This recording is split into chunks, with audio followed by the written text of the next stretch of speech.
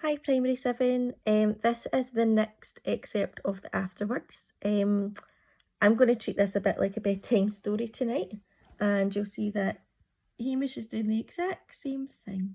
So he's going to snooze while I read this. So just to go back, I realise it's been a week or two since you last heard the story. Ember had left school and she went to find Ness. They had a bit of an adventure, and Ember then returned to school, and it was as if no one noticed she was gone. She comes home from school and Harry, her dad, isn't there, and instead she's got Penny making dinner for her. Okay. December was sat on her bed in her dressing gown, drying her hair with a towel. She'd just had her bath, and other than the bathroom, which still rolled steamy air out onto the landing, the house was cold. Harry said it was immoral to have the heating on at this time of year. There was banging on the front door. She jumped when she heard it. She glanced at the window. It was already getting dark outside. Why didn't they ring the bell? Bang, bang, bang. She heard her dad stacking plates in the kitchen. He'd come home while she was in the bath and had shouted a hello through the door, but she'd not seen him yet. His footsteps crossed the hall as she scooted herself across the bed to look out at the street. She could hear raised voices in the hall, someone shouting words she couldn't quite make out, and Harry answering in a quieter, kind voice. What was that all about? She pressed her face to the glass and tried to see down. She couldn't see who it was at the door, but there was something in the garden, something low and squat and animal-like moving around in the shadows by the front wall. It staggered as if it were uncertain on its feet. The shrubs and flowers shuddered as it banged into them, like a lamb climbing up onto all four legs for the first time. And then she looked up and she saw the house across the road.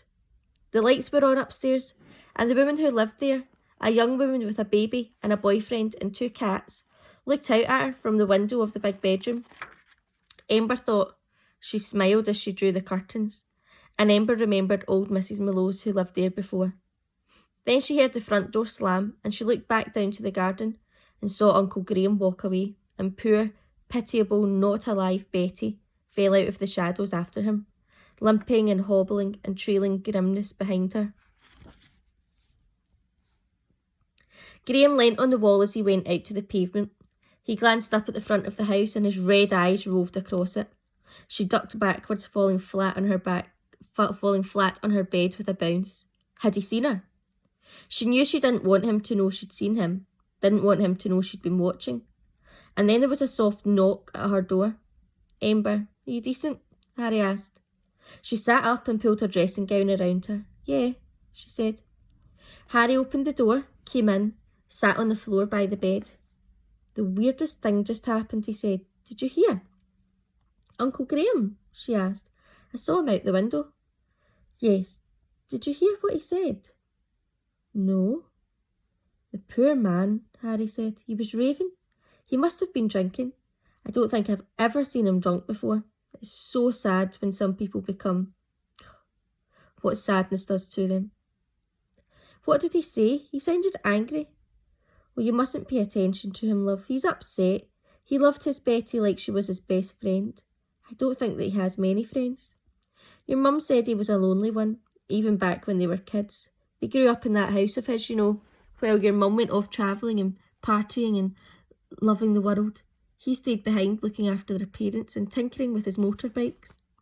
It was nice to hear about her mum.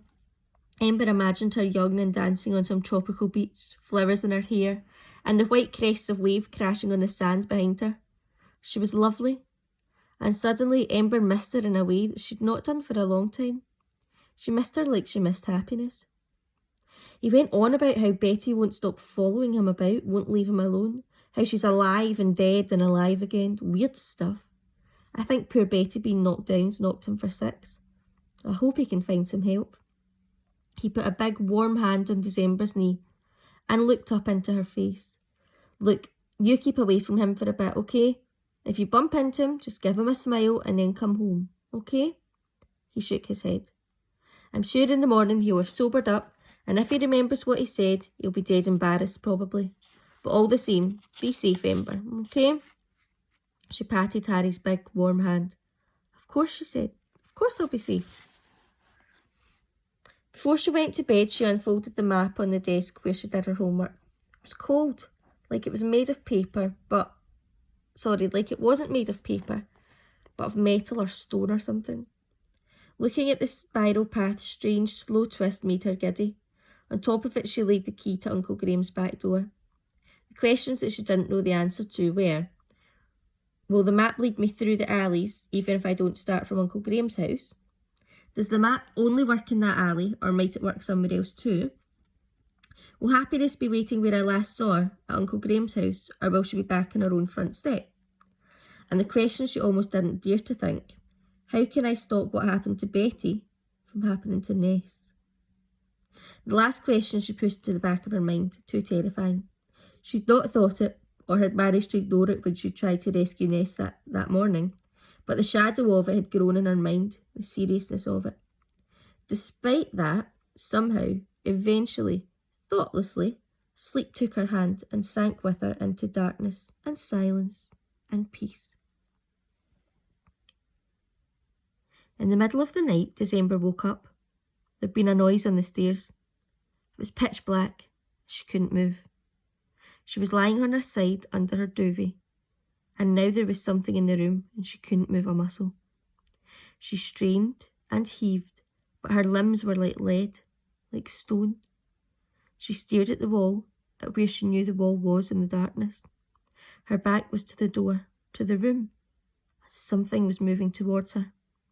She could hear footsteps, quiet, tiptoeing, tiny footsteps, and she wanted to scream, wanted to shout for her dad, wanted to make a noise to let whoever it was know that she knew they were there, wanted to hurl the duvet off and make a noise and scare them away. But she was frozen. Her heart thumped.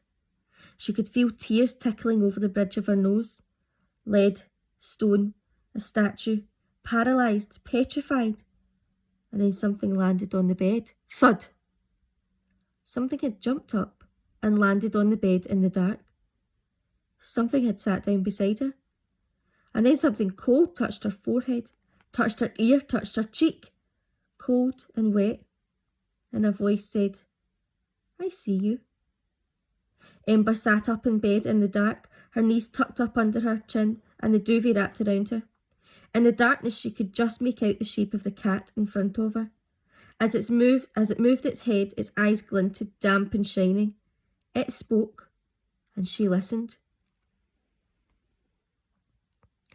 Its voice was kind, firm, honest, sharp, but reserved, a short distance away from being warm. I know what you're thinking, it said. I can hear you across the town, it said. No good will come of it, it said. You can't do it, it said. Things are the way they are, it said. It licked its paw and worried at its ear. Although she couldn't see it now, she remembered the ragged look of the ear, the ragged look of the cat, as if it had been dragged backwards through a hedge, a ditch, and a scrub of cacti, and hadn't bothered to comb its hair afterwards. She didn't think a little lick and brush of the ear would be enough. Things are the way they are for a reason, she said, half asking a question. The cat stopped washing. No, it said after a moment, no reason, they just are. And that's all there is to it. Some things you just have to accept and move on from. But she didn't deserve to die, Ember said. No, said the cat. Few do, but she died all the same. But I've seen her. I can bring her back here. You've not seen her, said the cat. All you've seen are echoes. Just an echo. You think too much. You think so much. You people. I, me, all the time. It rings in the world like a bell. It takes a while to fade away, that's all. Cogitatis ergo esti. What does that mean, she said. It means it takes a while to forget that you were you. That place, it's where forgetting happens, that's all. Echoes, echoes, echoes. Your people echo longest, that's all, nothing more. Ember thought of the snail that she'd watched turn to dust and blow away. Snails? She asked. Think very little of themselves, said the cat immediately. Hardly even know what they are. Only that they do. No self-reflection in a snail's mind. Betty, the dog? Dogs think of themselves more, yes, it's all, does he love me? Why can't I see him now? Have I upset him? When will he get here? Awful things, all their thoughts tangled up in their humans. The cat looked away, licked its shoulder, stopped licking. Ember nodded. She thought she understood. Then she thought of a different question.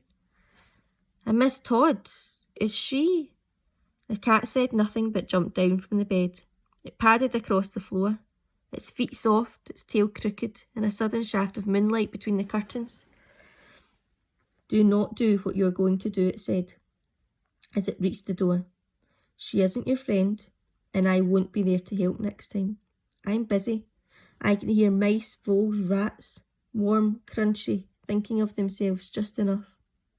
December wondered who the she was. Did the cat mean Miss Todd or Ness? Or both? She sat there in silence in the dark, long after the cat had gone, thinking.